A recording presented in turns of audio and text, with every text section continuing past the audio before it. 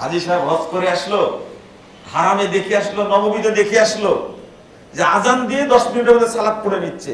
সে কি করলো? সে এটা একটা কত বড় দাওয়াত, এটা কত বড় দাওয়াত। অবলক্তে জামাত হয়ে গেল, আপনার নেকিগুলো পেয়ে গেলেন, আলহামদুলিল্লাহ। কত মানে বড় একটা পাওয়া, সুযোগ একটা। অন্যান্য জায়গাতে হচ্ছে আলহামদুলিল্লাহ, বহু মসজিদে তারা সাহস নিয়ে চালু করেছে। আপনি দেখাবেন ও টাইমের ক্ষেত্রে আপনি পেপার পত্রিকা যত দেখবেন সব কিন্তু ঠিক আছে। 11:53 দিয়ে দেওয়া আছে, ঢাকায় জবরের টাইম দেওয়া আছে, আপনি দেখাবেন দেওয়া আছে।